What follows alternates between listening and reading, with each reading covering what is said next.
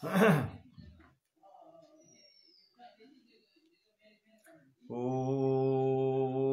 श्री हरि शरणम।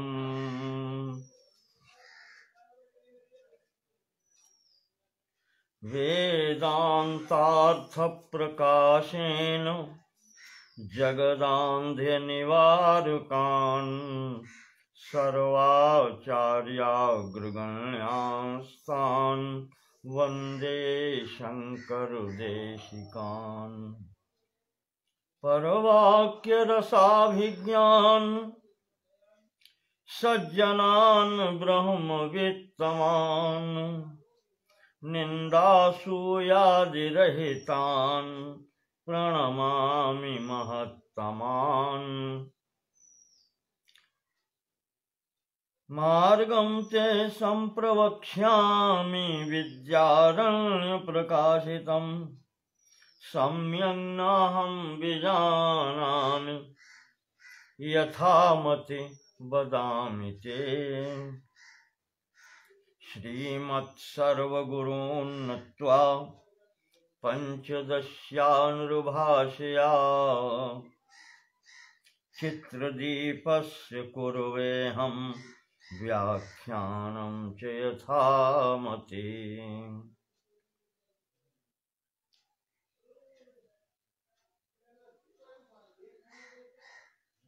श्रीमद् विद्यारण्य स्वामी जी के द्वारा अद्वैत पर ग्रंथ पंचदशी का पाठ चल रहा है। आज 24वें खंड में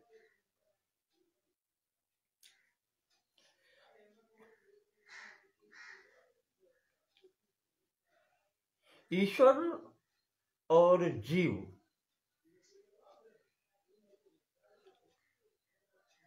जो दो प्रकार की स्थिति बतलाई जाती है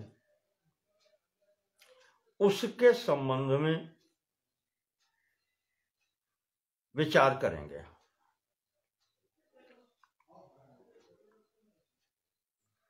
स्वामी जी ने कल बताया था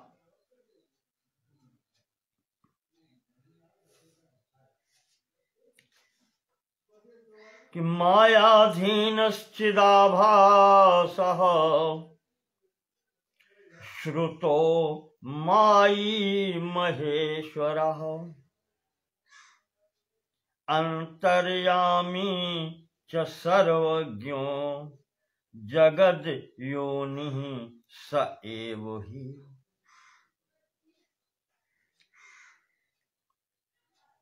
कहते हैं कि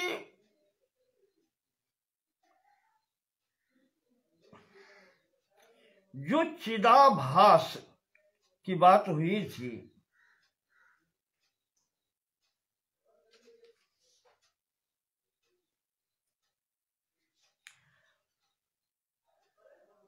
वो आभास कल मैंने उदाहरण देकर के बताया था। जैसे मेघ के अंतर्गत महाकाश झांकता है, यह चिदाभास कहा जाता है और यह स्थिति है ईश्वर की। और इसमें यह सत्व प्रधाना जो माया है वो उस ईश्वर के अधीन होती है।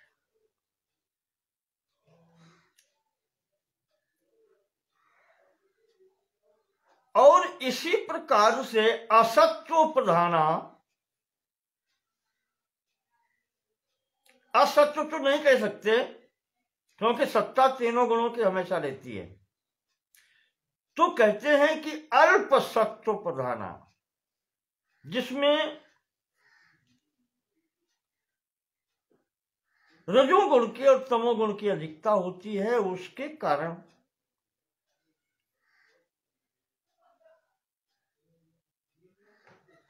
वो जो मेघाकाश है वो घनीभूत होकर के जल रूप में घट के अंतर्गत घटाकाश के स्थान पर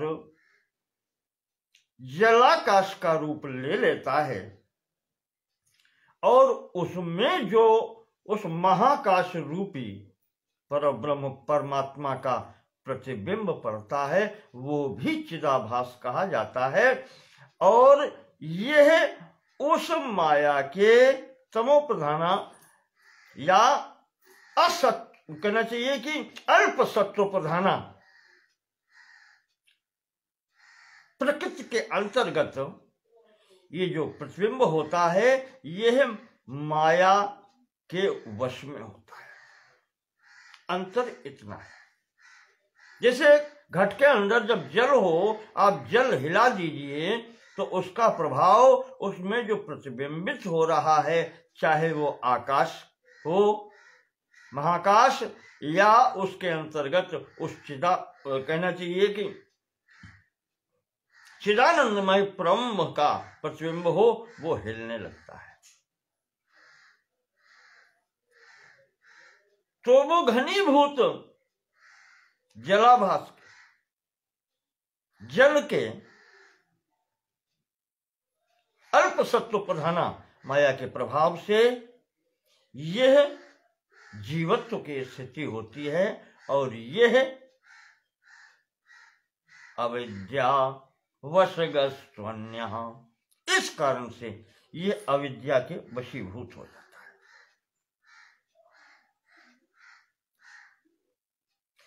वैसे स्वामी जी कहते हैं कि सौ सुप्तमानंदमयम प्रक्रम्य एवं श्रुतिर्जगौ,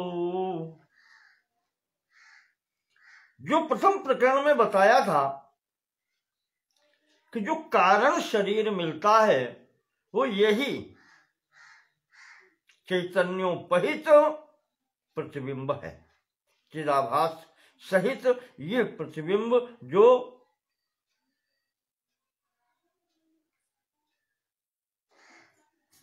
जलाकाश के भांति उस माया में प्रतिबिंबित हो रहा है। और कहते हैं इसकी अनुभूति सौसुप्तम, यह कोश ही आनंदमय कोश कहा जाता है, और इसकी अनुभूति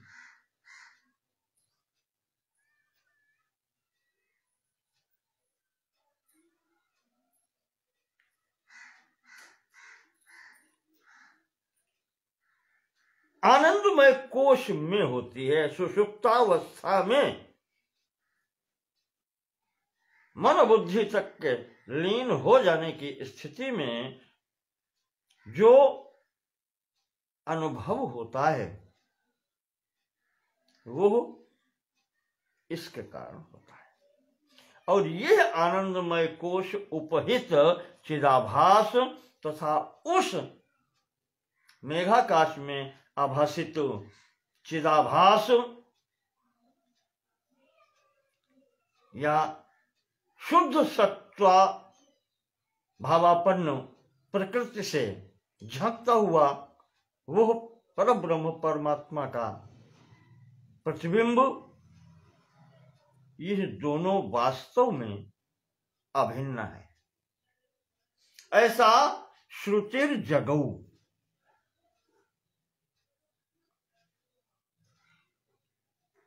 वेद में भी कहा गया, उपनिषद में भी कहा गया है,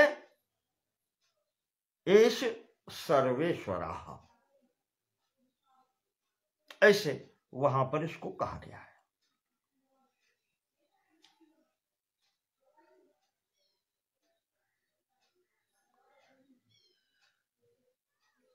या इसको यूं कहें, सुषुप्त स्थान एकीभूतः प्रज्ञान घन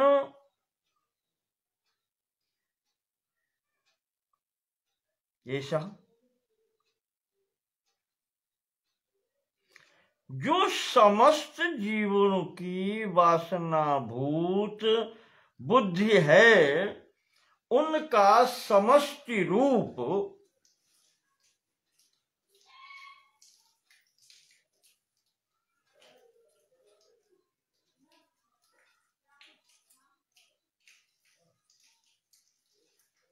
जो आनंदमय कोशावृत है, और उधर जो ईश्वर जिसको कहते हैं यह दोनों एक ही है। सर्वज्ञत्वादिके तस्य नैव विप्रतिपद्यताम् श्रौतार्थस्यावितर्कत्वान् मायायां सर्वसंभवात्। कहते हैं कि उस आनंदमय कोश में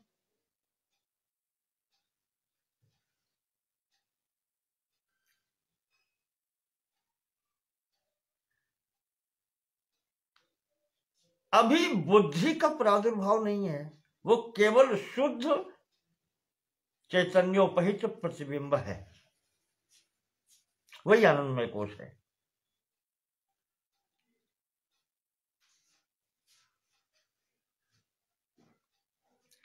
तो इस प्रकार से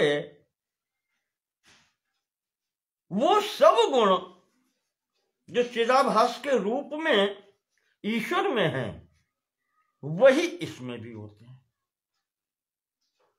सर्वज्ञत्व आदि गुण जो हैं, कहते हैं कि यह भी सर्वज्ञ होता है उस स्थिति में।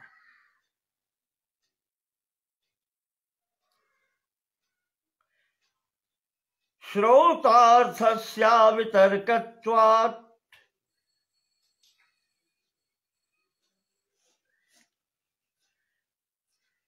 श्रुति में जो बताया गया है उसका अर्थ चिंतन करते हुए वो कैसा होता है?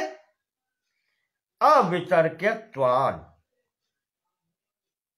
कहते हैं वो आप्त प्रमाण है, वो अंतिम स्थिति है, वहां कोई तर्क नहीं लगना चाहिए।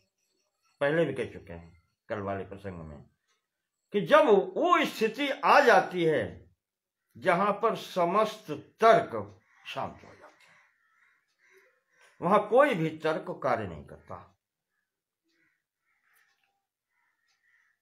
अब तर्क क्यों कहा? मायायाम सर्व संभवात, यही तो माया की विशेषता है। सर्व संभवात मायायाम, माया में सब कुछ संभव है। कल गुण बताए थे, अनिर्वचनीय तुम और दुर्घटैक विधायित्वम। कुल मिलाकर के कहें कि अघटन घटना पटियसी सा माया।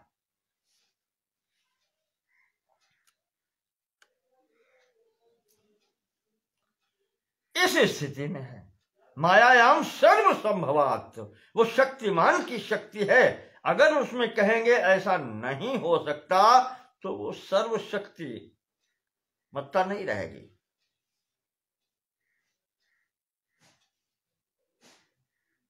यदि ईश्वर मेरे नियम से चलता है तो ईश्वरता कैसे, या उसकी सर्वशक्तिमत्ता कैसे? यहां प्रतिबंध लग जाए कि ऐसा नहीं हो सकता। तो अयम यत् सृजते विश्वम तदन्यथैतुम पुमान।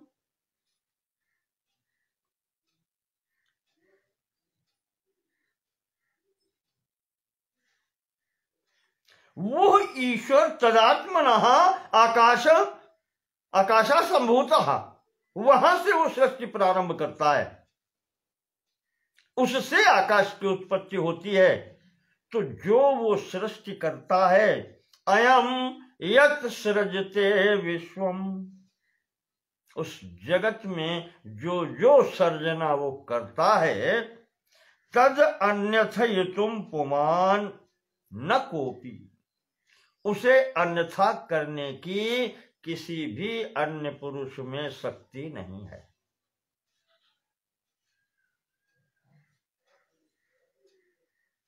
न कोपी शक्तः, कोई नहीं ऐसा है जो उसको विपरीत कर सके, उसका विरोध कर सके। तेनायम सर्वेश्वर इति ऋता, इसी कारण तो उसको सर्वेश्वर कहा जाता है। पीछे कहा था मायाम तो प्रकृतिम विद्धि माइनम तो महेश्वरम।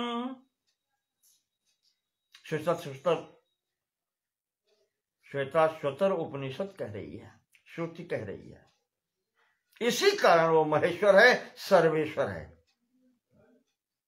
इसीलिए कहा गया कि वो जो कुछ करता है उसमें कोई परिवर्तन करने की शक्ति नहीं रखता। अशेष प्राणी बुद्धि नाम, ये जो असंख्य प्राणी दिखाई पड़ते हैं इनके अंतर्गत जो बुद्धियां हैं अलग अलग, वासनास्तत्र संस्थिता, इनको एकीभूत करने उनकी जो समस्त वासनाएं हैं,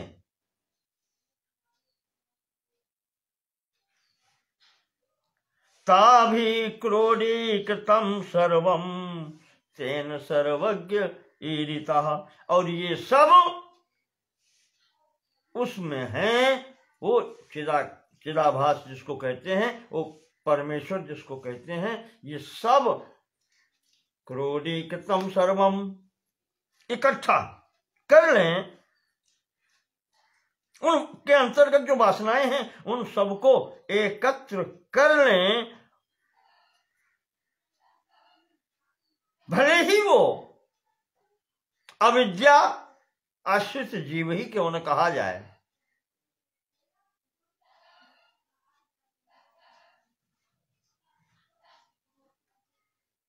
अविशुद्ध सत्वाभ्याम प्रधानतया वो अविद्या ही क्यों न कही जाए, लेकिन वो ये सब जानता है।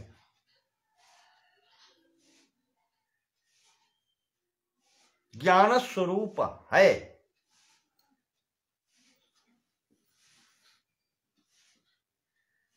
सत्वगुण की न्यूनता है, सत्वगुण समाप्त थोड़ी हो गया है। सत्वगुण की न्यूनता अगर है तो विचार शक्ति है, वो चित्त स्वरूप उसका यहां भी है, इसीलिए चिदाभास कहा जाता है।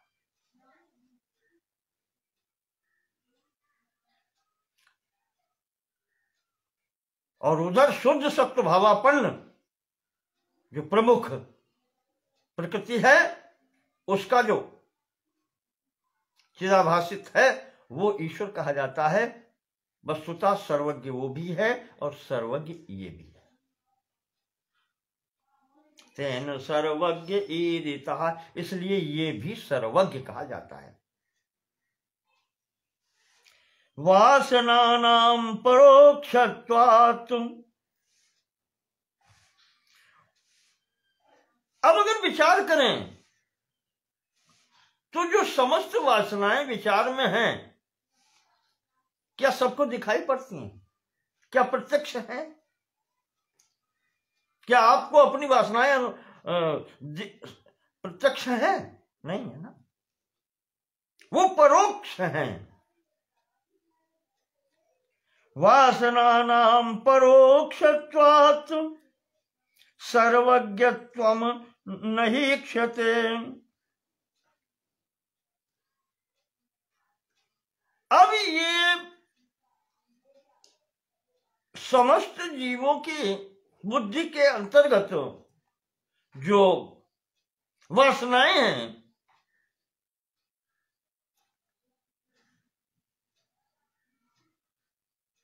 वो प्रत्यक्ष न होकर के अप्रत्यक्ष हैं, परोक्ष हैं। तो मैंने कहा था कि हो और व्यक्त न हो उनके लिए परोक्ष शब्द प्रयोग किया जाता है।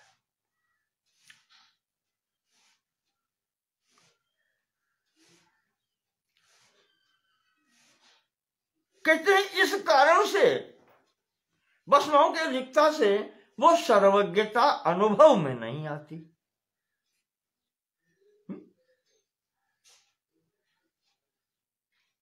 क्यों अनुभव में नहीं आती? उसे अनुभव किससे करेंगे?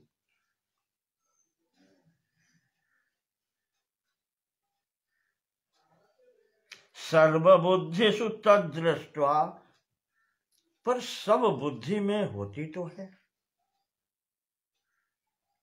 प्रत्येक बुद्धि में कुछ न कुछ वासना होती तो है, ये तो अनुभव सबको होता है।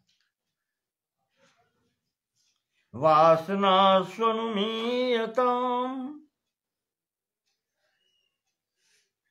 तो वो ज्ञान किसको होता है कि वासनाएं हैं?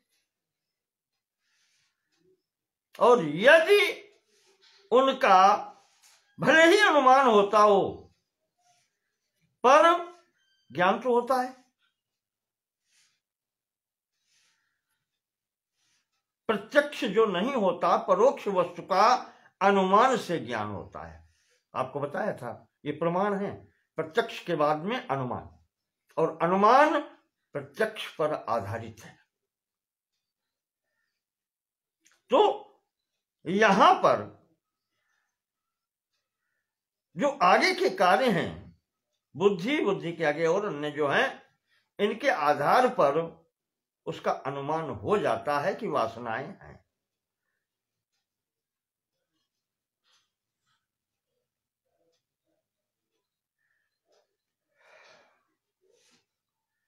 अच्छा, थोड़ा आगे बढ़ते हैं। इस आनंदमय कोश के ऊपर एक अन्य आवरण होता है, विज्ञानमय मुख्येषु। आपको 5 आवरण बताए थे। तो आनंदमय कोश के बाद में अगर मुख्यता है तो विज्ञानमय कोश की है। बुद्धि सहित ज्ञानेंद्रियां यहां पर आ जाती हैं। विज्ञानमय मुख्येषु कोशेष्वन्यत्र चैव हि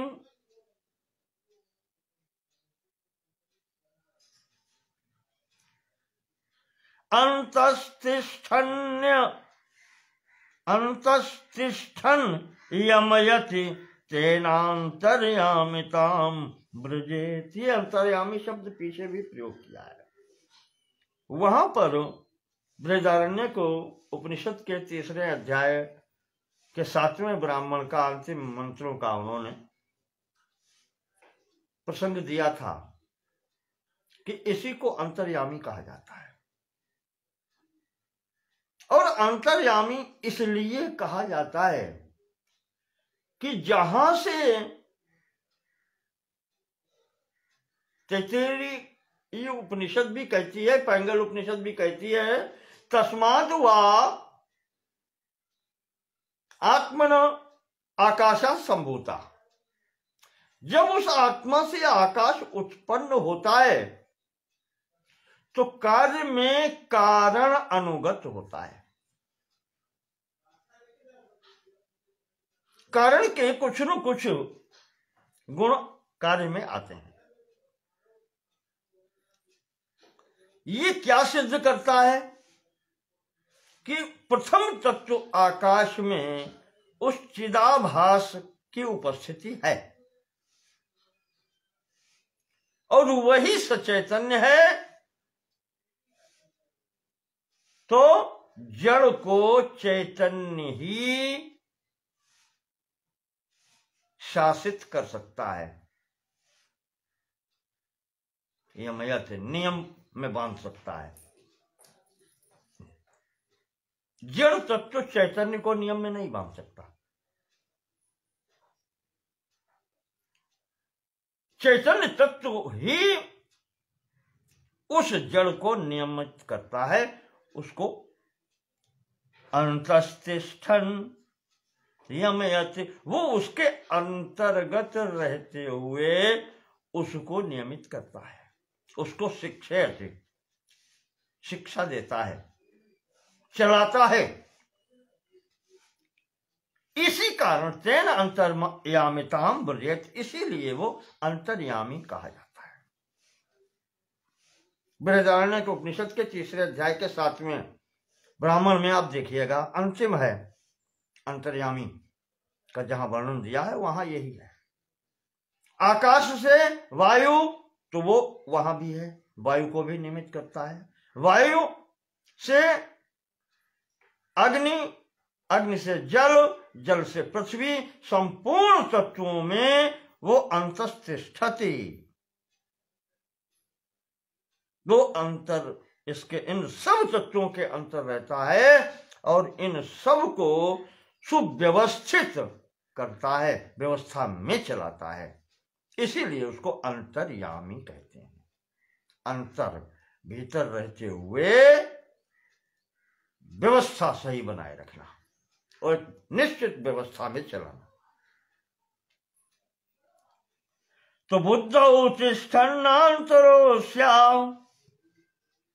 ध्यानीक्ष्यश्च धीवपुः धियमन्तर्यमयतीत्येवं वेदेन घोषितम्। और जब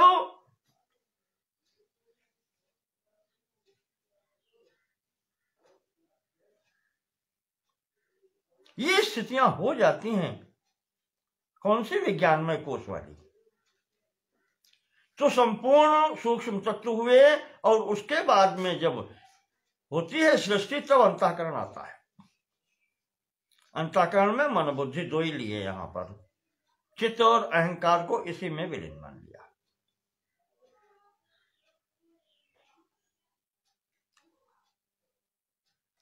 तो कहते हैं तो इसके बाद में बुद्धि आती है, तो वो सबके अनुगत होता हुआ यहां बुद्धि के अंतर्गत भी तो है, अंतर्यामी है वो। तो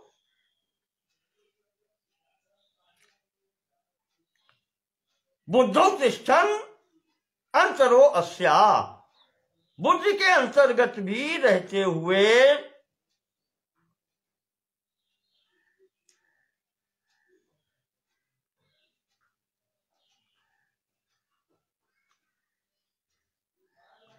वो उसको भी, बुद्धि को भी यमयति, धियम अंतर यमयति, उसको भी व्यवस्था में सुचारू रूप से चलने में सहायता करता है या शिक्षित करता है, चलाता है। अंतर्यमयति, यहां भी वही शब्द है, कहा ये भी वेदेन घोषितम, श्रुति ने ये भी कहा है।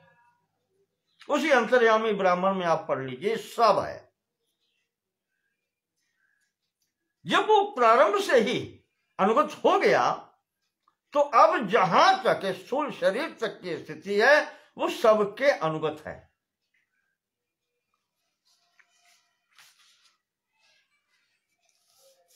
एक उदाहरण करते हैं यहां,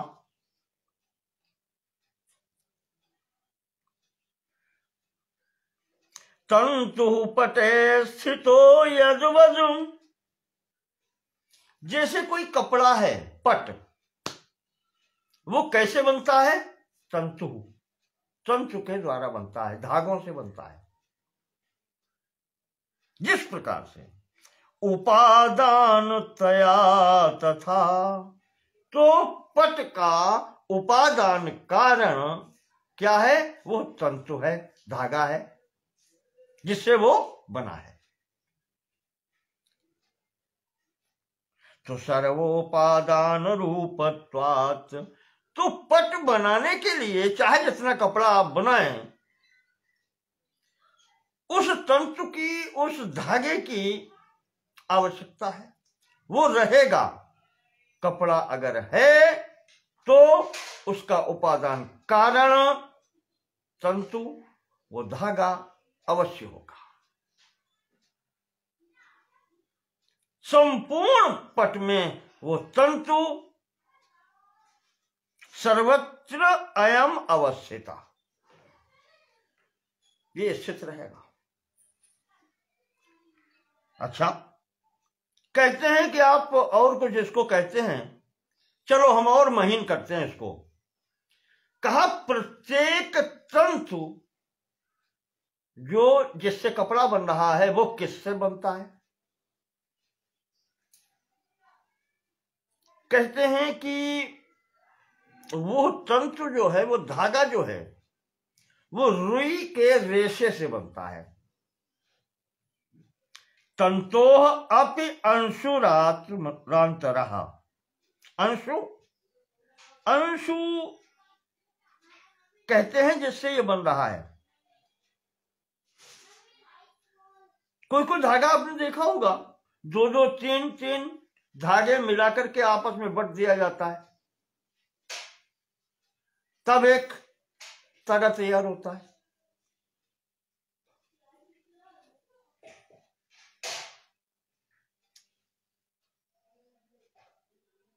तो स्वामी जी कहते हैं कि अब जो जिन तागों ने मिलकर के उस तंत्र का निर्माण किया है, उनका भी हम सूक्ष्म निरीक्षण करते हैं।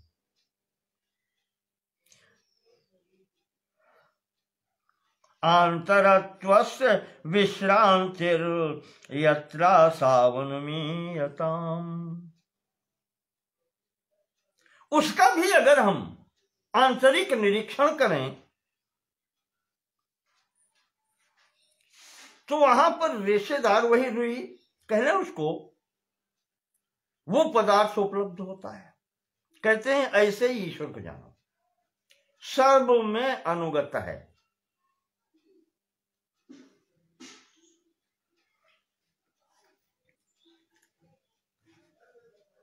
अब स्वामी जी कहते हैं, हमने कहा था शिक्षक वही शिक्षक है जो शिष्य की शंकाओं का समाधान करता चले। स्वामी जी कहते हैं कि अब तुम्हारे अंदर एक शंका ये उत्पन्न हो गई होगी कि तंत्र को बनाने वाला 2 या 3 धागे भी हो सकते हैं जिनसे वो तंत्र बना है, वो भी दिखलाई पड़ते हैं, और उनका भी अगर हम विश्लेषण करें तो जिस रुई या रेशे से वो बना है वो भी दिखलाई पड़ती है, पर यहां तो कुछ दिखलाई नहीं पड़ता। द्वितीयांतरत्व कक्षाणाम। स्वामी जी कहते हैं कि जो वस्तु आपको दिखलाई पड़ती है उसके अगर आप ऊपर की परतें हटाएं, 2, 3, 4 जहां तक हट सकें, क्या कोई आवश्यक है कि सबसे अंतर की वस्तु या पदार्थ के दर्शन हो जाए? और अगर दर्शन नहीं होते हैं तो क्या हम ये कह सकते हैं कि वो वस्तु नहीं है, वो सत्ता नहीं है?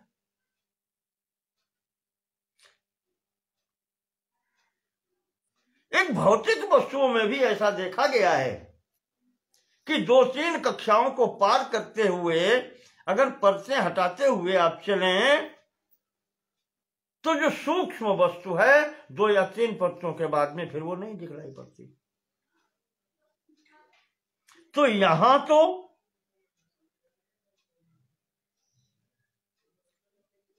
ततो युक्ति श्रुतिभ्यामेव निर्णयः न वीक्षते ततो युक्ति।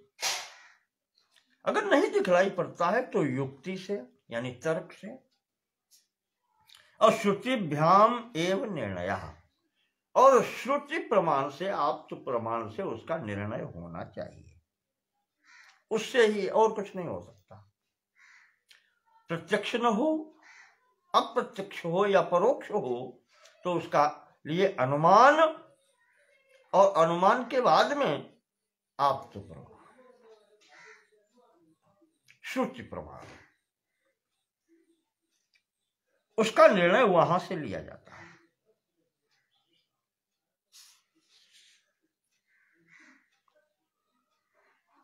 आगे स्वामी जी कहते हैं कि पट रूपेण संस्थानात् पटस्तंतोर्वपुर यथा।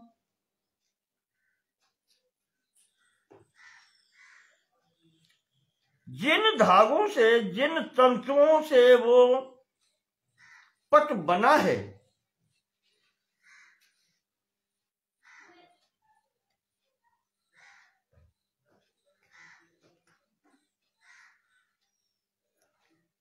तो वो कपड़ा जो है, वो पट जो है, इन तंतुओं का शरीर कहा जाता है।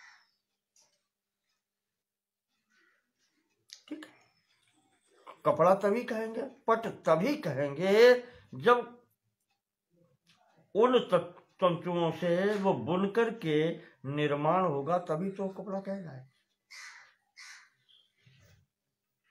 तो उस कपड़े का वपुहु यानी जो शरीर मान लें, तो उसका भाग ये है तंतु। तंतुओं का शरीर वो है। क्यों? ये सूक्ष्म है, पट से सूक्ष्म तंतु है।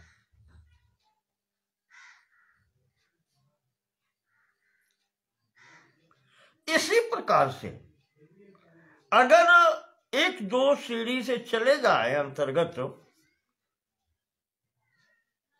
जो पहले बता चुके हैं, अन्नमय कोश के अंतर्गत प्राणमय कोश, प्राण के अंतर्गत मनोमय कोश, और मनोमय के अंतर्गत विज्ञानमय कोश, और विज्ञानमय के कोश के अंतर्गत आनंदमय कोश। इस प्रकार से अंतर्गत अगर आप चले जाएं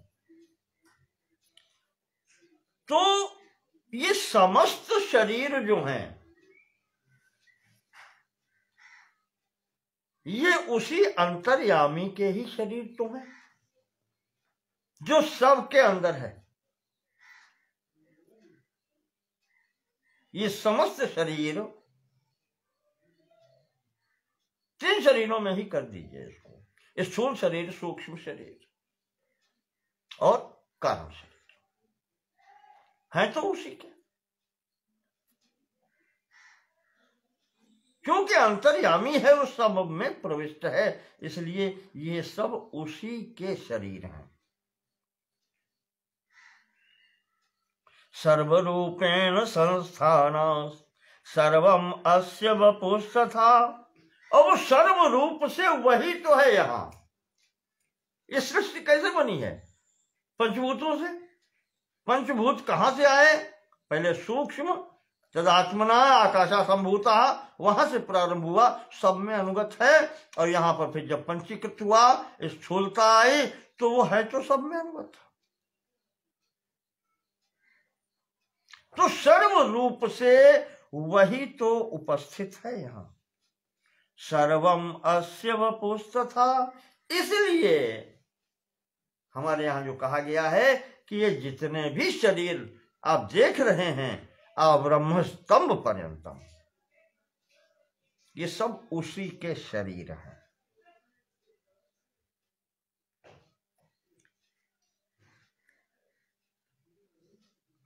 तंतोः संकोच विस्तार चालनादौ पटो यथा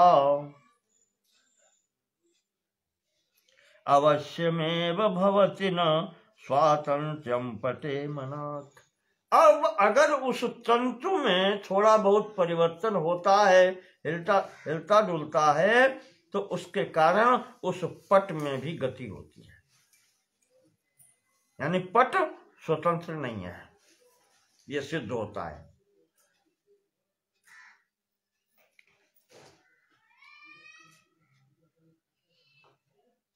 तंतु के संकोच विचार से, संकोच से और प्रसार से, सिकुड़ने से और फैलाव से उस कपड़े में भी, पट में भी संकोच विस्तार होता है।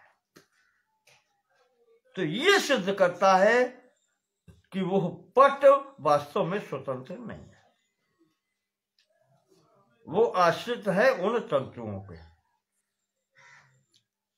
तथांतर्यामी अयम यत्र। इसी प्रकार से वो जो अंतर्यामी कहा गया है, जो सबके अनुगत है, तत्वों के, कोषों के और स्थूल शरीर पर्यंत, वो सबको नियमित कर रहा है। जैसा चाहता है वैसा चलाता है। इसको इस प्रकार से कह सकते हैं।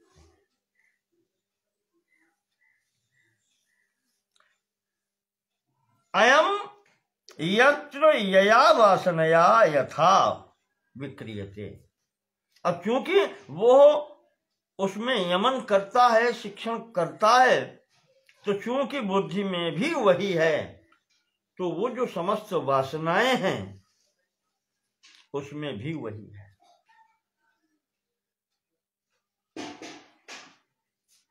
और उनके अनुसार ही यहां पर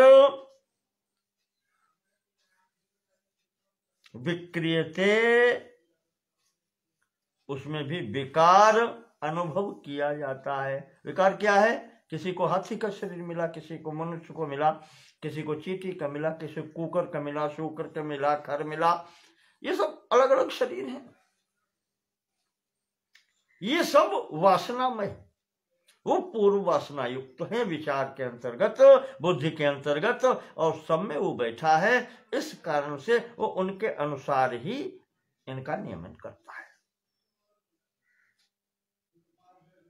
विक्रियते तथावश्यम भवत्येव न संशयः, इसमें कोई संशय नहीं है।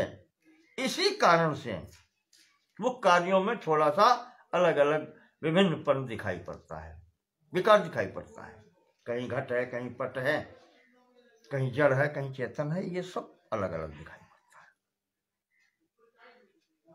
स्वामी जी कहते हैं कि ये तो वैदिक उदाहरण अंतर्यामी ब्राह्मण का दे दिया, हमारे यहां स्मृति भी कहती है कुछ। क्या कहती है? हमारी भगवत गीता स्मृति के अंतर्गत आती है। जैसे मनुस्मृति, पराशर स्मृति, देवल स्मृति, हारित स्मृति, जाने कितनी बहुत सी स्मृतियां हैं, देवल स्मृति, और ये तरीके से।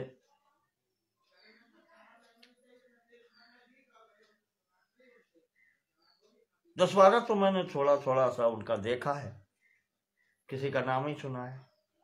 तो स्मृतियां बहुत हैं, ऋषियों के द्वारा लिखी गई। एक बात याद रखिए स्मृतियों के विषय में, जैसे ब्रह्मा जी ने सृष्टि के प्रारंभ में वैदिक ऋचाओं का स्मरण किया,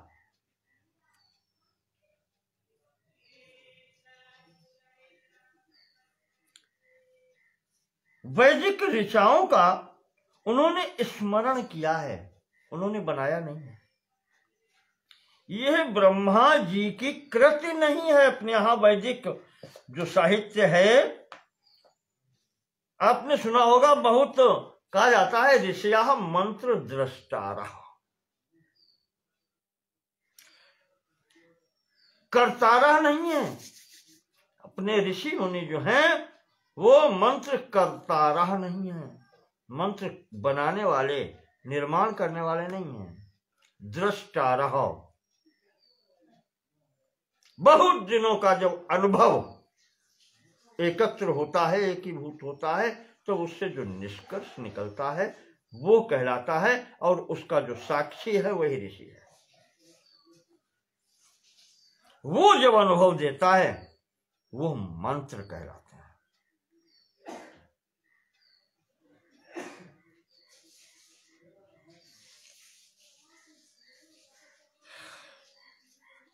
और इनके विषय में मैं थोड़ी सी बात आ गई प्रसंगवश, आपके समक्ष रख लेता हूं।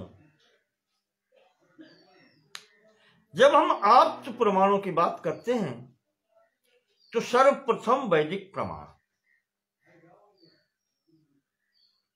जिसको आप श्रुति कहते हैं, आगम कहते हैं,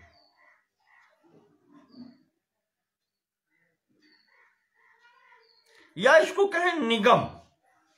आपने देखा होगा उसमें रामचरितमानस में आया है निगम निज वाणी, भगवान के लिए जहां पर स्तुति की है वहां कहते हैं कि भगवान की वाणी ही निगम है, भगवत प्रोक्त ज्ञान ही वेद है, उनकी वाणी ही वेद है।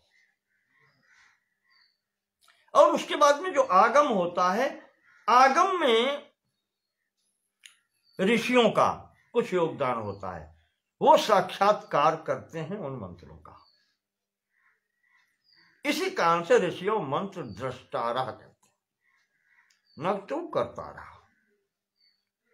और इनका जो प्रमाणीकरण होता है प्रमाण में श्रुति सर्वप्रथम आती है।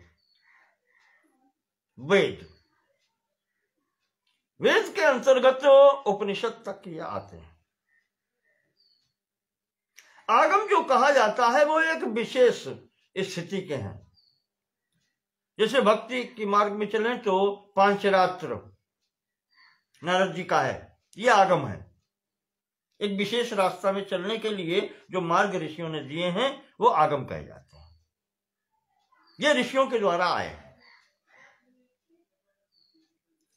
वेद के अंतर्गत संहिता ग्रंथ, ब्राह्मण ग्रंथ, आरण्यक आदि ये सब आते हैं।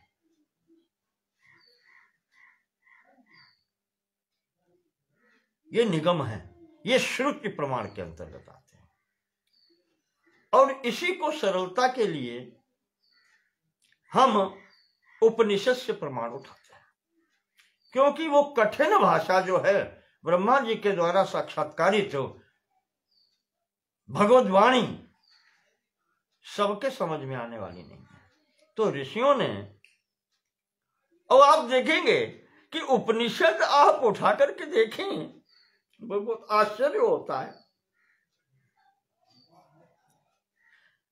उपनिषद के अंतर्गत उपदेश देने वाले सभी ऋषि नहीं हैं। हाँ, कोई कोई है, याज्ञवल्क्य आदि इस प्रकार से, लेकिन सब नहीं है। और अगर आप विचार करें तो याज्ञवल्क्य जी भी सन्यासी नहीं है, गृहस्थ हैं। 2 पत्नियां उनकी बृहदारण्यक उपनिषद में ही बताई गई हैं, मैत्रेयी और कात्यायनी, उनका संवाद भी है।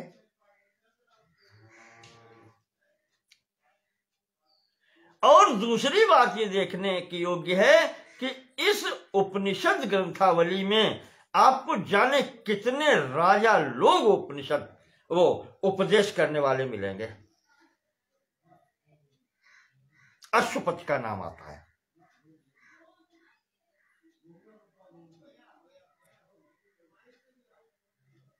महाराज जनक का भी नाम आता है कहीं कहीं। ये सब कौन है? संसार के समस्त कार्यों को करते हुए भी यह मंत्र दृष्टा है। यह अपने अनुभव हम लोगों को बांट करके गए हैं। हम यहां पर बैठ के कह देते हैं जरा सी गृहस्थी में कि ये सब काम हमसे नहीं होगा। अरे भगवान का नाम लेना तक वो कहते हैं भैया इतनी बवाल में पड़े हैं और ये हमसे नहीं हो पाएगा। हम तो सुबह शाम याद आ गई तो याद कर लेते हैं। क्यों करोगे भाई? क्या राजा जनक से भी तुम अधिक व्यस्त हो? क्या उस राजा अश्वपति से भी तुम अधिक व्यस्त हो, जो संपूर्ण राज्यकाल चला रहा है और सीना ठोक के कहता है कि मेरे राज्य में न कोई चोर है, न कोई अधर्माचरण करने वाला है। और उसके समक्ष उद्दालक ऋषि आदि शिष्यों सहित संविधान लेकर के उपदेश लेने पहुंचते हैं। यह है हमारा सनातन धर्म। तो हम भूल गए इस सबको। राजा से अधिक किसी के पास काम होता है, और वो राजा सब कार्य करते हुए ब्रह्म ज्ञान का उपदेश करता है, ऋषियों को करता है, ऋषि पुत्रों को करता है।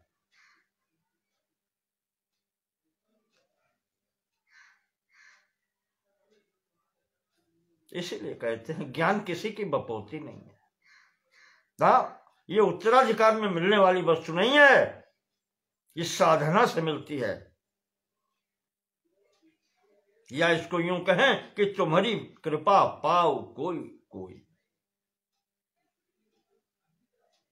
उस ईश्वर की पर ब्रह्म की कृपा जिस पर होती है उसे प्राप्त हो जाती है। उदाहरण है, वामदेव ऋषि कहे जाते हैं जन्मतः ही ब्रह्म ज्ञानी थे। बहुत बड़ी स्थिति है। पूर्ण ब्रह्म ज्ञानी के रूप में ही जन्म लिया था वामदेव जी ने। ऋषियों में नाम आता है उनका। मंत्र, जहां पर मंत्र दृष्टारा की बात आई है, वेदों में भी उनके नाम आते हैं। संभवतः गायत्री मंत्र में भी उनका नाम होगा। विश्वामित्र, वशिष्ठ, वामदेव आदि, इन सब के नाम वहां आते हैं। और कुछ ऐसे हैं जो साधना करके प्राप्त करते हैं। तो इसमें भी वही बात बताए हैं, दुर्घटैक विधायिनी माया का ये सब कार्य है, सर्व संभव उसके द्वारा है। तो मैं बात कर रहा था यहां पर कि श्रुति के प्रमाण में क्या होता है। पहले श्रुति, वैदिक प्रमाण, उपनिषद तक, उसके बाद में आता है स्मृति। स्मृति को प्रमाण माना जाता है।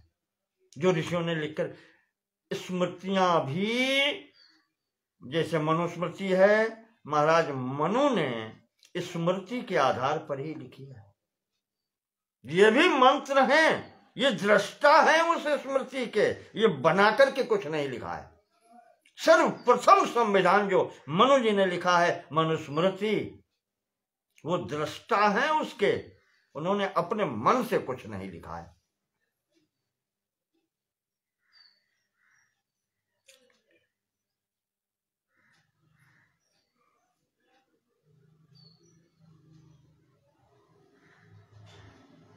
इसके विषय में कहा गया है, न चागमात ऋचे तर्के, बिना श्रुति की सहायता लिए हुए, बिना उसके केवल तर्क लगा करके, धर्म तर्केण व्यवतिष्ठते, जो धर्म को स्थापित करता है तर्क के आधार पर।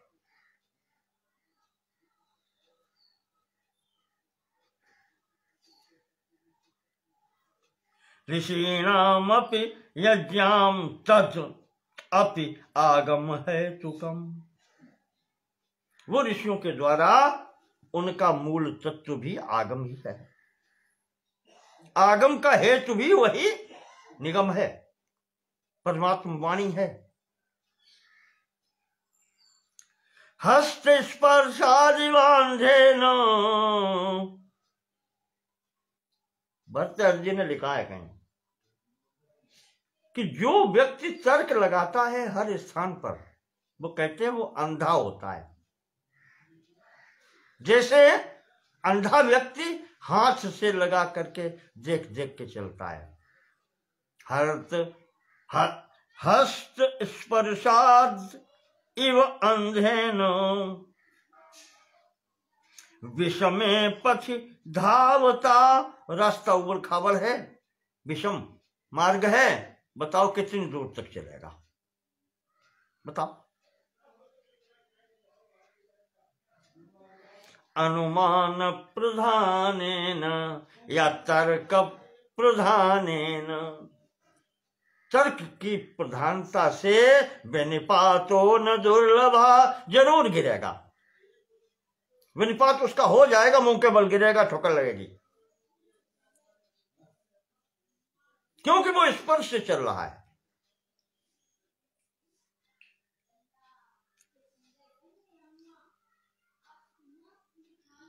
ऐसे एक ऋषि हुए हैं, बाधूल नाम हुआ है उनका, उन्होंने अपनी स्मृति में दिया है, स्वामी जी ने, विद्यारण्य जी ने उनका नाम लिया है, बहुत प्रेम से लिया है। उन्होंने कहा है,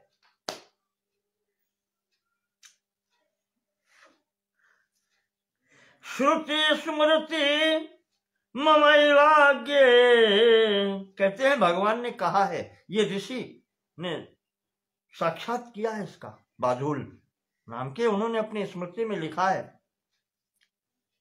कि भगवान ने कहा है कि श्रुति स्मृति ममैवाग्ये, श्रुति निगम और स्मृति ये मेरी आज्ञा है,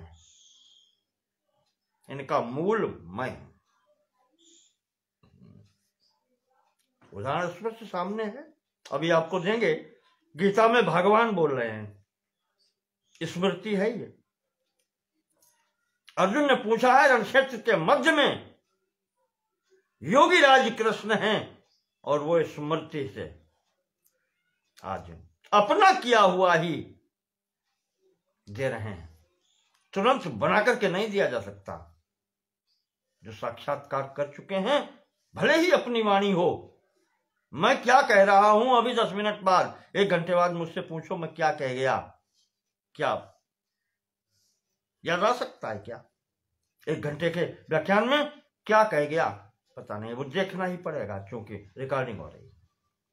तो कहते हैं कि श्रुति स्मृति ममैवाज्ञे यस्ते उल्लंघ्य वर्तते, जो भी इन दोनों का उल्लंघन करता है, आज्ञा भंगान मम द्वेष्य, भगवान ने कहा है वो मेरी आज्ञा का भंग करता है और वो मेरा दोषी है, मुझसे द्वेष करता है।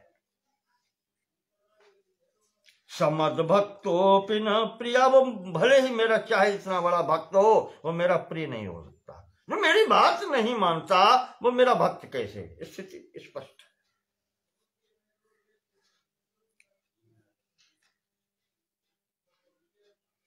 इसी को आगे बढ़ाते हुए हारित स्मृति कहती है, हारित कहते हैं श्रुति स्मृति च विप्राणाम चक्षुषी देव निर्मित।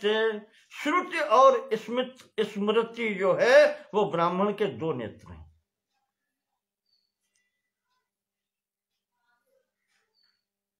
दोनों आवश्यक हैं, 2 नेत्र हैं, दोनों आवश्यक हैं। काणस्तत्रैकयाहीनो, अगर एक से हीन है तो काणा कहा जाता है, एकाक्षी कहा जाएगा। काणस्तत्रैकयाहीनो, एक से हीन होने पर अगर वेद को नहीं मानता है, केवल स्मृति को मानता है, या स्मृति को नहीं मानता केवल वेद को मानता है, तो कैसे ऐसा व्यक्ति काणा होता है। वैज्ञानिक तथ्य भी बता दूंगा इसका, भी श्लोक देख लीजिए। द्वाभ्याम अंधा प्रकीर्तिता, हरित ऋषि ने कहा है, और जो दोनों को नहीं मान रहा है वो अंधा है, और अंधे को कुछ नहीं मिलता, वो विनिपातो न दुर्लभा, वो तो गिरेगा ही। एक आंख होने से क्या लाभहानि होती है, कभी आपने सोचा है? वैज्ञानिक तथ्य आपको बताता हूं। एक आंख ना हो तो दिखलाई तो पड़ता है, लेकिन परमात्मा ने 2 क्यों बनाए? ये 2 कान क्यों बनाए? नासिका में 2 छिद्र क्यों बनाए? ये 3 इंद्रियों में दोहरा मापदंड क्यों आया? इसका कारण है, एक आंख बंद करके अगर आप देखेंगे तो वस्तु तो सब दिखाई पड़ेंगी, पर वो जिसको साइंस की भाषा में कहें, वो चित्र ऐसे दिखलाई पड़ेगा जैसे किसी कपड़े पर चित्र बना है, जिसको स्वामी जी ने चित्रदीप कहा है।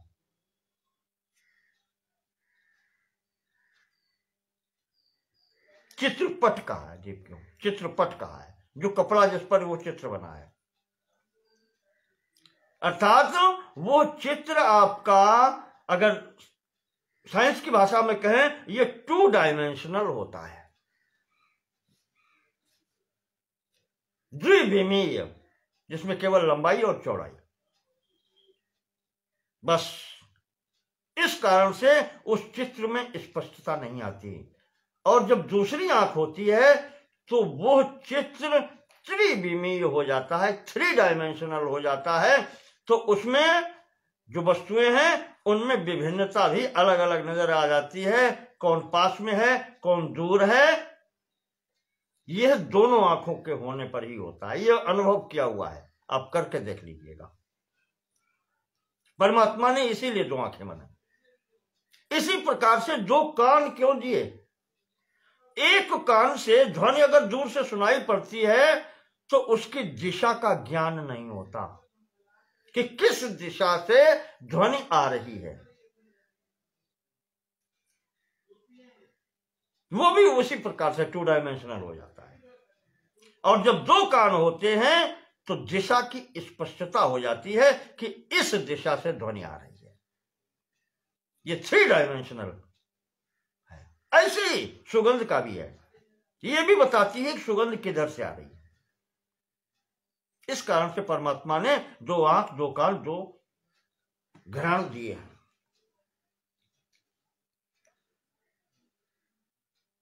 तो कहते हैं कि जो श्रुति और स्मृति में से एक को मानता है वो काना है, वो संपूर्ण दृश्य को साक्षात नहीं कर सकता। और जो दोनों को त्याग कर देता है वो अंधा है, उसे तो कुछ फिर दिखाने के सवाल ही नहीं है। तो कहते हैं कि दोनों को देखना चाहिए, तब निर्णय होता है।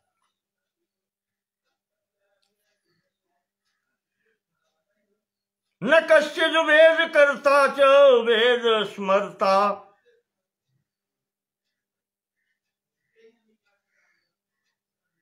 ब्रह्मा जी है। न कश्चिद वेद कर्ता च वेद स्मरता चतुर्मुखा, वो चतुर्मुख ब्रह्मा वेद करता नहीं है, वो वेद स्मरता है। स्मरण के आधार पर वो उसका करते हैं।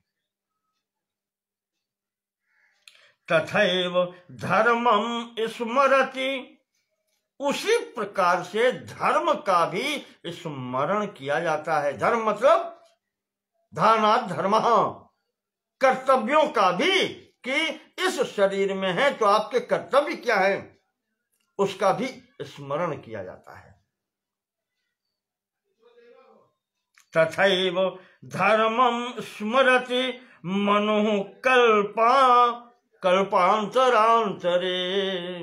प्रत्येक कल्प में जो स्वयंभू मनुस्मृति लिखते हैं वो स्मरता है, उस धर्म के स्मरण करता है, वो करता नहीं है, बनाते नहीं है, वो भी दृष्टा है। इसलिए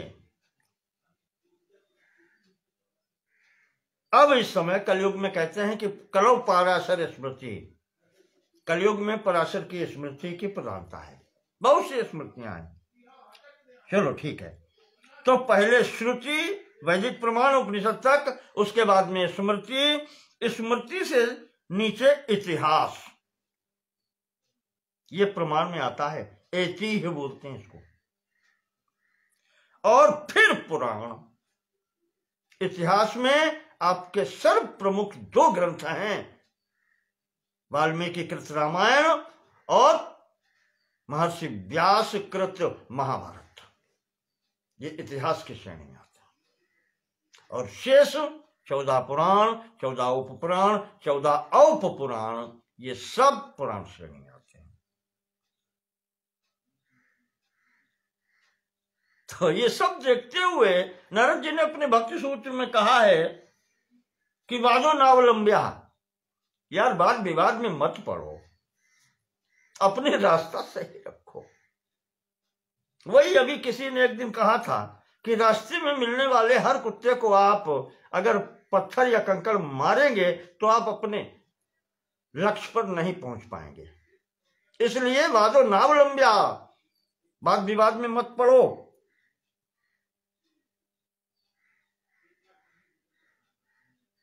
वाद विवाद करेंगे तर्क लगेंगे। मैंने कल भी कहा था कि तर्को प्रतिष्ठा, तर्क की कोई प्रतिष्ठा नहीं, आपको कुछ नहीं मिलेगा। तो इस प्रकार से यहां पर ये प्रमाण होते हैं। तो मैं स्वामी विद्यारण्य जी जो कह रहे थे उसको ही बात को आगे करता हूं कि महाराज ने वैदिक प्रमाण के बाद में स्मृति का भी लिया है। भगवत गीता से एक श्लोक उठाते हैं। भगवान कृष्ण ने अर्जुन से कहा है कि ईश्वरः सर्वभूतानां हृदयेशे अर्जुन तिष्ठति। कैसे हो गया ये? सर्वभूतानां हृदयेशे तिष्ठति स ईश्वरः।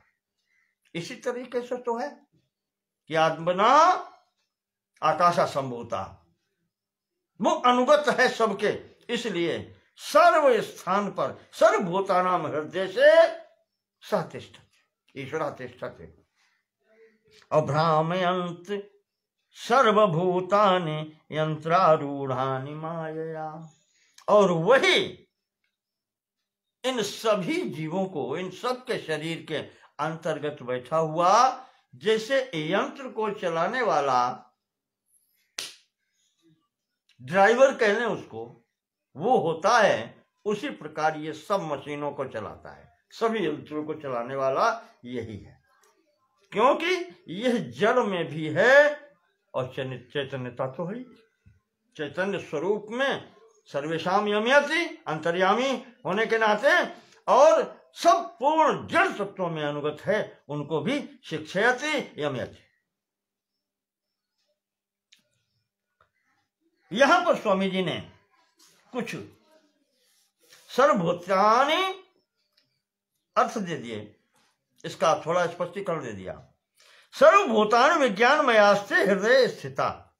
क्योंकि संपूर्ण जीव जो हैं वह विज्ञानमय कोश से आवृत हैं, और वहां पर वो बुद्धि में भी बैठा है, हृदय स्थिता, बुद्धि में, मन में स्थित है वो। तदुपादान भूतेश, वो सबका उपादान है। जब वो जहां से सृष्टि प्रारंभ हुई, आत्मनः आकाश संभूतः, सृष्टि का मूल वही है, सब में अनुगत है। तो उपादान कारण कौन? वही तो है, सबका उपादान कारण वही है। उस स्थिति से संपूर्ण हृदयों में वो स्थित है। तद उपादान भूतेशा, जो उपादान इस शरीर आज को बनाने वाले भूत हैं, तत्व हैं, उनका भी स्वामी वही है। तत्र विक्रियते खलु, और उसी के कारण उनमें विकार दिखाई पड़ता है, शरीर अलग अलग दिखाई पड़ते हैं, लगता है कि वो विकार है उसमें, पर है। देहादि पंजरम यंत्रम यंत्रारूढ़ानि माया लिखा है। यंत्र क्या है? कहा ये देह आदि जितने हैं, ये जो इसके अंदर ढांचा है, पंजर है, अस्थि पंजर, ये यंत्र ही तो है, और क्या है। तदारोहो विमानता, इसमें भी तो वही बैठा है। उन्हीं पंचभूतों से मिलकर के ये समस्त अस्थि पंजर, रक्त, मज्जा, मेदा, वसा, ये सब कुछ बना है उसी का, उन्हीं तत्वों से। तो प्रत्येक में अंतर्गत है। विहित प्रतिषिद्धेषु प्रवृत्तिर्भ्रमणं भवेत्, और कहा है भ्रामयति सर्वभूतानि, संपूर्ण प्राणियों को नचाता है, भ्रमण कराता है। कहा यहां पर घुमाना कह लें इसको, भ्रामयति, या भ्रम में डालना कह लें। सर्वभूतानि, घुमाना ही रखो, नचाना ही रखो, वही सबको चला रहा है। इसलिए कहा घुमाना और नचाना कि वो विहित प्रतिषिद्धेषु प्रवृत्तिर्भ्रमणं भवेत्। ये शरीरधारी जो है दो प्रकार के कार्य करता है।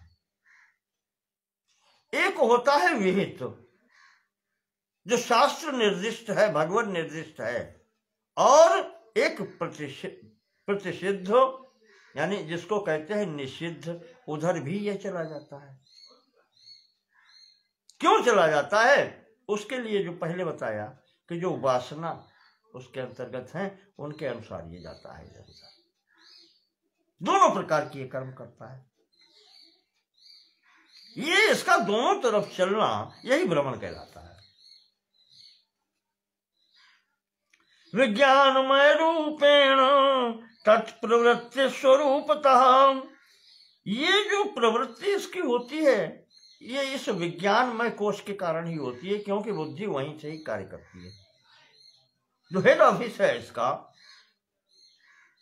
विज्ञानमय कोश में बुद्धि और ज्ञानेंद्रियां, ये 6 सब। इसके कारण ही,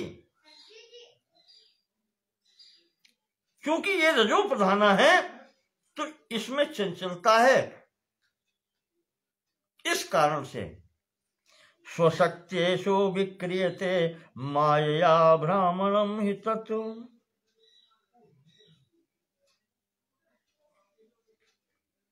वो क्योंकि ईश्वर ने भी स्वीकृति दी है, उसको स्वीकार किया है, तो गतिशीलता आएगी और वही ये माया दिखाती है। गतिशीलता माया भ्रमणम, माया के द्वारा इसको भ्रमण कराता है। अंतर्यमयतीत्युक्त्या अयमेवार्थ श्रुतौ श्रुतः। वही बात जो अंतर्यामी ब्राह्मण में कहा गया है कि संपूर्ण तत्वों की जड़ तो यही है, आत्मना आकाश संभूता, वहां से लेकर के आत्मा सब में है, वही तो इंद्रियों में है, वही बुद्धि में है। पृथिव्यादिषु सर्वत्र, वो पृथ्वी तत्व तक पंचीकृत होकर के संपूर्ण तत्व तक, स्थूल शरीर तक, सर्वत्र न्यायोयम योज्यता धिया। और ये सब बुद्धि के नीचे आते हैं, विज्ञान में कोश के नीचे मनोमय कोश, मनोमय के नीचे प्राणमय, प्राणमय के नीचे सबऑर्डिनेशन में स्थूल शरीर आता है, जिसको कहते हैं अन्नमय कोश। इन सबका नियंता वही है विज्ञान में कोश, इस कारण से वो इसको इधर उधर चलाता है, ये बुद्धि का कार्य है।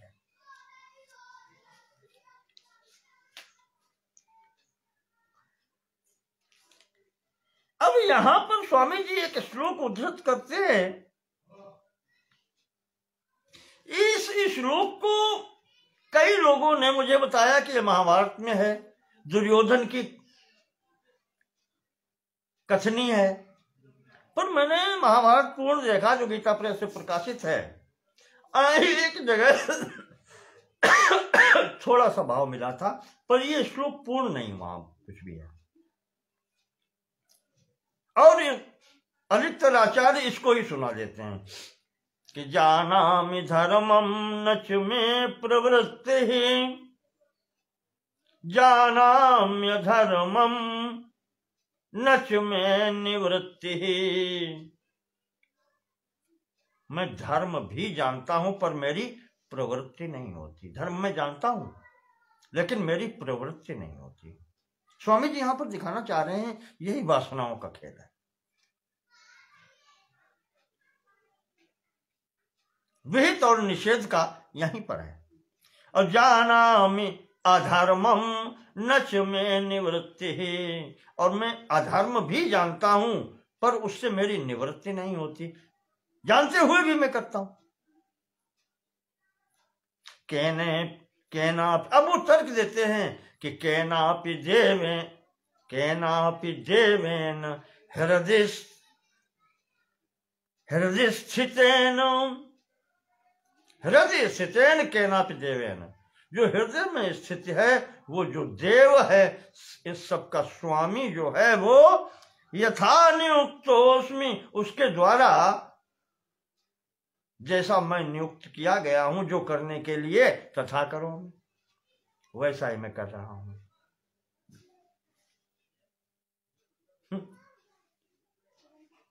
यथा नियुक्तोस्मि तथा करोमि, यानी यहां से व्यक्ति अपने को पकड़ छूट से बाहर होना चाहता है। चला तो वही रहा, जब अंतर्यामी वो है तो वो जो चाहता है वही होता है, मैं तो कुछ करता नहीं।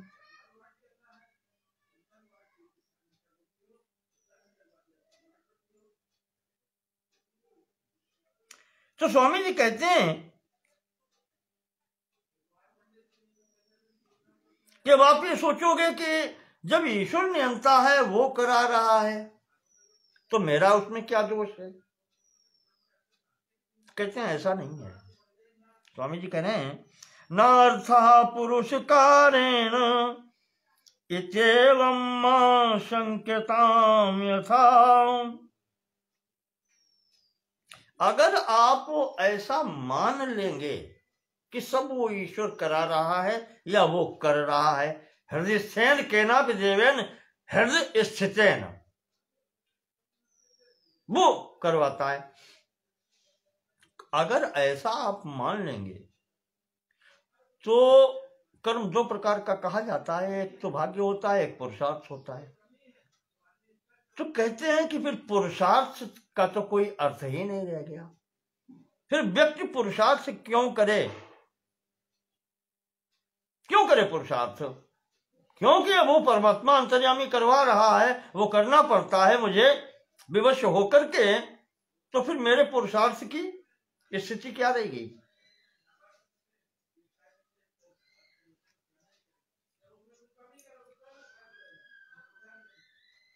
तो स्वामी जी कहते हैं कि आप ये हृदय से निकाल दो, ईश्वर कभी भी कुमार्ग पर नहीं ले जाता ना। ईश्वर कुमार्ग पर नहीं ले जाता। ईशः पुरुषकारस्य रूपेण अपि विवर्तते। तुम जो पुरुषार्थ कर रहे हो वही ईश्वर है। देखें आप, स्वामी जी का कितना बड़ा वो है कि जो तुम पुरुषार्थ कर रहे हो, जो तुम परिश्रम कर रहे हो, यही ईश्वर है। यही आपका भावी जन्म का निर्धारण करता है कि आगे वासनाएं कैसी रहेंगी, उससे आगे क्या होगा। चलो, इसी को ईश्वर मानते हैं।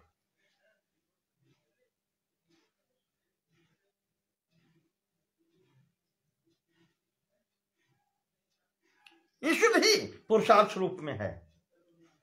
ईशः पुरुषकारस्य रूपेणापि विवर्तते, विशिष्ट रूपेण वर्तते। ईश्वरः पुरुषार्थेन, जो व्यक्ति पुरुषार्थ करता है उसके अनुसार ईश्वर भी चलता है। ईदृग्बोधेन ईश्वरस्य प्रवृत्तिर्मैव वार्यताम् तथापि सस्य बोधेन स्वात्मा संगत्वधीजनि।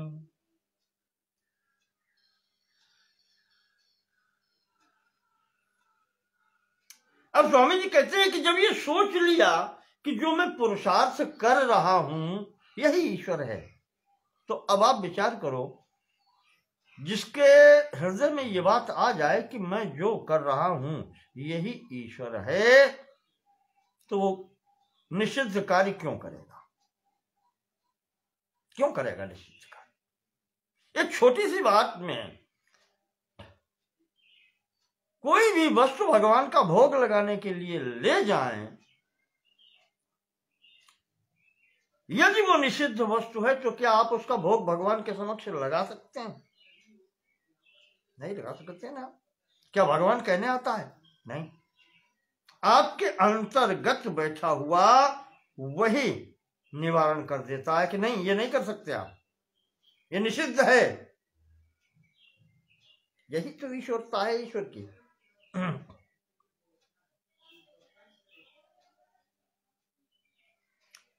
और तथापि ईशस्य बोधेन, और जब इस प्रकार से ईश्वर का बोध हो जाएगा तो स्वात्मा असंगत्व धीजनि, अपनी आत्मा के असंगति का भी अनुभव हो जाएगा। तो वो बुद्धि आपको अपने आप मिल जाएगी कि मेरा यहां कोई नहीं है। जो मैं जिसको मेरा मेरा मेरा मेरा कह रहे हैं वो मेरा यहां कोई नहीं, मैं असंग हूं, मेरा कोई संगी नहीं है। यह बोध हो जाएगा। और जब ये हो जाएगा, आसक्ति रहित व्यक्ति हो जाएगा, असंग हो जाएगा। स्वामी जी कहते हैं यही तो मुक्ति है, और क्या है? यही मुक्ति है। तावता मुक्तिरित्याहु श्रुतयः स्मृतयस्तथा, का श्रुतियां स्मृतियां यही तो कह रही हैं। ये स्थिति जब हो जाएगी तभी मुक्ति हो गई, वही मुक्ति है। और यहां पर स्वामी जी वो हारित स्मृति का लेते हैं कि श्रुति स्मृति ममैवाज्ञे इत्यपि ईश्वर भाषितम। ईश्वर ने यह कहा है कि श्रुति और स्मृति जो है वो मेरी आज्ञा है, और इनसे जो द्वेष करता है वो चाहे इतना बड़ा भक्त हो, मेरा प्रिय नहीं हो सकता। आज्ञाया भीतिहेतुत्वम् भीषास्मादिति श्रुतिम। आपको बताया था संभवतः उसमें कई स्थानों पर श्रुति में आया है, श्रीमद् भागवत में भी कहीं आया है। उसके भय से ही पवन चलता है, उसके भय से ही अग्नि प्रज्वलित होती है। ये समस्त सृष्टि उसके भय से ही नियमित होकर के चलती है। साधारण स्थिति में देखें, इस संसार में भय भी न हो न प्रीति, या भय न हो तो शासन कार्य भी नहीं हो सकता किसी प्रकार से। इसके लिए भय की आवश्यकता है, और भय तभी होता है जब वो सब का स्वामी है, तब उसके डर से संपूर्ण स्थितियां एक नियम में बंध करके चलती हैं। ये श्रुति कहती है सर्वेश्वरत्व में तत्स्याद अंतर्यामी त्वता पृथक। और यही जो श्रुति कह रही है, इसी कारण वो सर्वेश्वर इसको बताती है। सर्व का तात्पर्य सर्व, उसमें कुछ छूटता नहीं, जड़ और चेतन सर्व।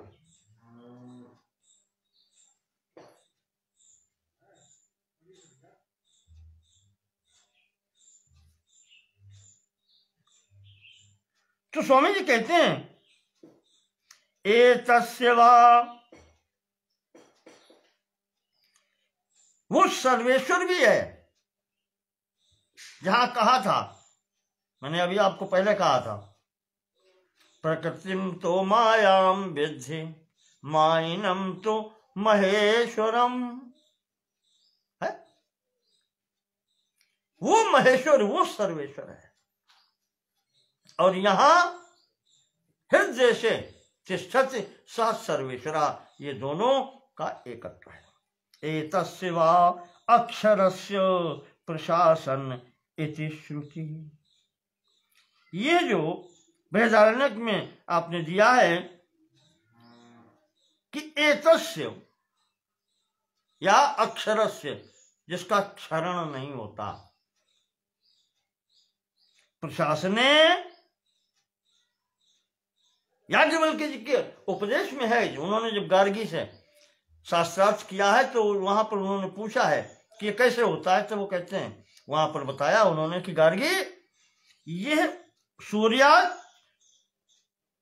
चंद्रमसौ विद्यते तिष्ठतः, यही सूर्य और चंद्रमा को भी पकड़ करके अपने मार्ग पर चलाता है। इसके कारण ही ये सब सृष्टि संचालित होती है। भीषाद अस्मात् वाच पवनम, इसके डर से ही हवा चलती है, अग्नि चलती है, वायु, अग्नि, जल, पृथ्वी, समस्त सृष्टि उसके डर के कारण ही यथा व्यवस्थित नियमों के अनुसार चलती है। तो जगद्यो निर्भवे देशः प्रभवाप्य कृत्वतः आविर्भाव तिरोभावौ उत्पत्ति प्रलयौ मतौ।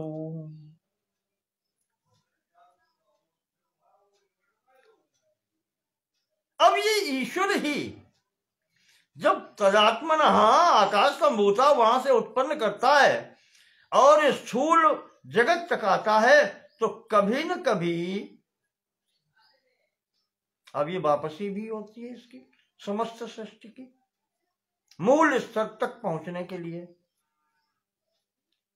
तो प्रभाव और अप्यय, ये दोनों क्रियाएं इसके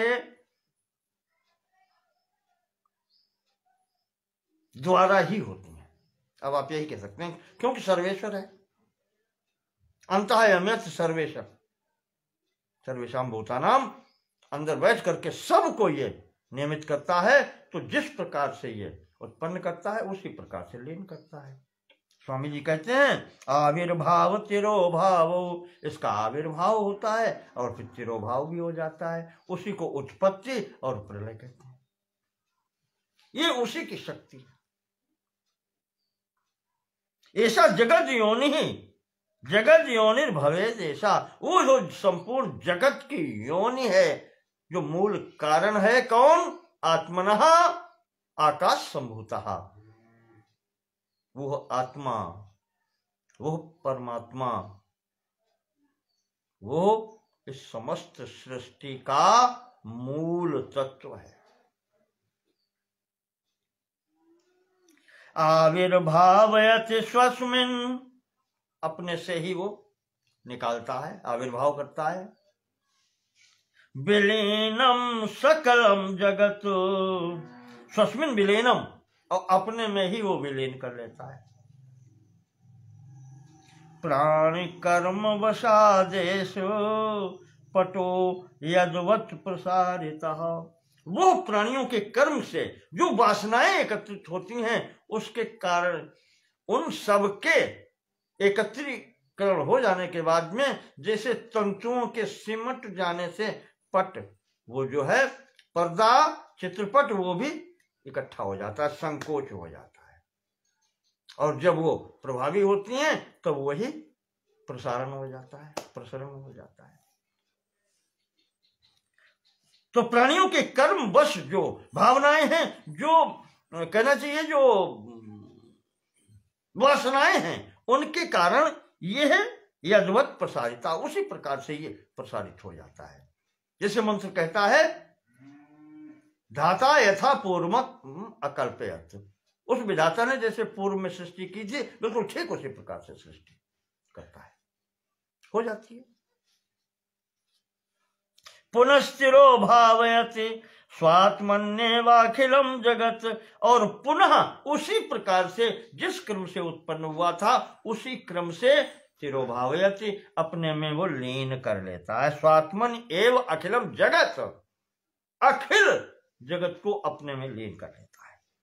प्राण कर्म क्षय वशात संकोचित पटो यथा, अब जो पुराने कर्म थे वो जब क्षीण हो गए तो वो चित्रपट संकुचित हो गया, पर जो इस समय किए हैं अब ये वासनाएं आगे के लिए कार्य करेंगी।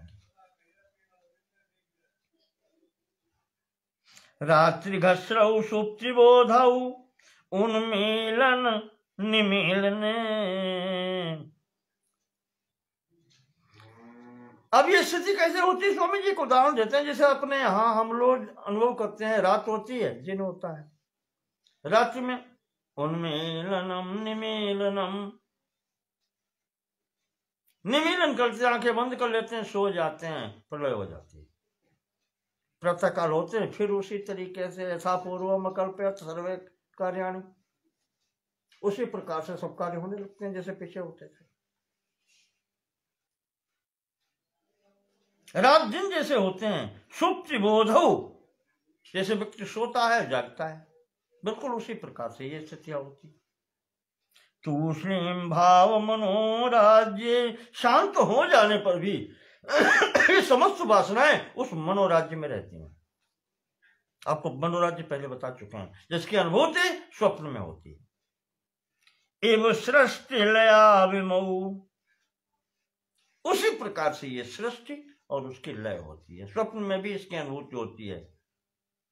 वो मनोराज्य में मन जो सृष्टि करता है, जागृत होने पर वो सब अपने में ही लीन कर लेता है।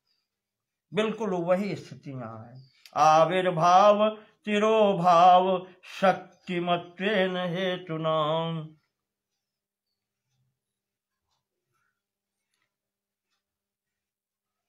तो ये शक्ति जो है आरंभ करने की और तिरोभाव करने की, अपने में लीन करने की और उत्पन्न करने की, यही तो माया की सामर्थ्य है। वो परब्रह्म परमात्मा कुछ भी नहीं करता। ये सामर्थ्य जो है ये इसी माया की है, उस शक्ति की है। आविर्भाव तिरोभाव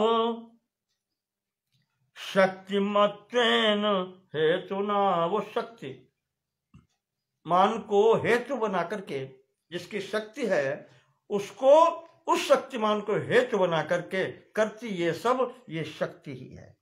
अत्र आरंभ परिणामादि च उद्यानाम संभवा न, आरंभ करती है, उसका परिणाम करती है, सबको प्रेरित करती है। उसके बिना ये संभव नहीं हो सकता था। बिना शक्ति के शक्तिमान कुछ भी नहीं कर सकता था। ये शक्तिमत्ता है इसकी।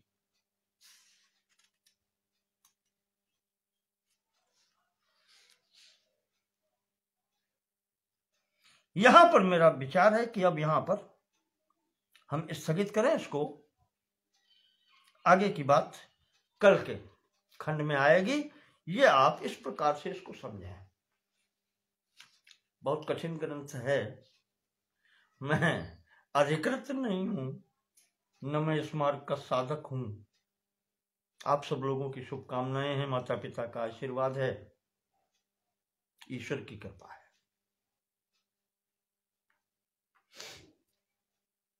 समस्त आचार्यों की दृष्टि है। इससे इतना कुछ बोल पा रहा हूं। आप सब लोगों का सहयोग है। नमो नमः। धन्यवाद। आगे का कल।